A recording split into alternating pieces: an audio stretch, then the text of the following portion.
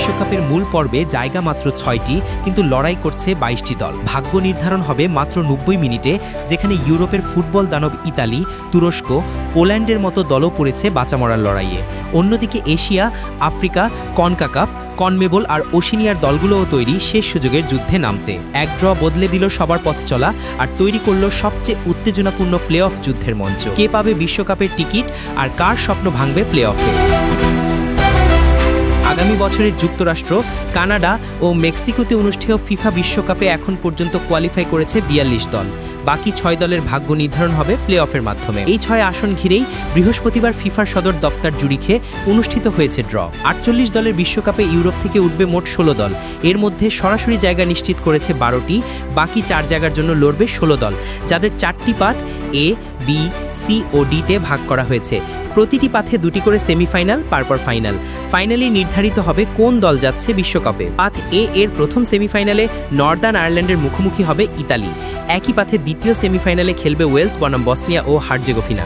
২ জয়ী দল পরবর্তীতে লড়বে ফাইনালে, যার বিজয়ী উঠবে বিশ্বকাপে। পাথ বিতে প্রথম সেমিফাইনাল ইউক্রেন বনাম সুইডেন, দ্বিতীয়টিতে পোল্যান্ড বনাম আলবেনিয়া।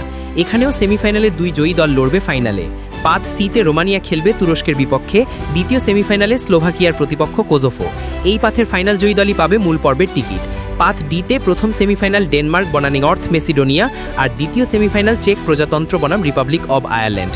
এখানেও ফাইনালের বিজয়ী দল নিশ্চিত করবে বিশ্বকাপের স্থান। এবারের প্লে অফে ইউরোপ ছাড়া বাকি ৫ অঞ্চলের জন্য বরাদ্দ রয়েছে আরও ২টি আসন। এশিয়ার পক্ষে লড়বে ইরাক, আফ্রিকা থেকে ডিআর কঙ্গো, কনকাকাফ থেকে জামাইকা ও সুরিনাম, দক্ষিণ আমেরিকা থেকে বলিভিয়া এবং ওশেনিয়া থেকে নিউ ক্যালেডোনিয়া। এদের নিয়ে তৈরি হয়েছে ২টি পাথওয়ে।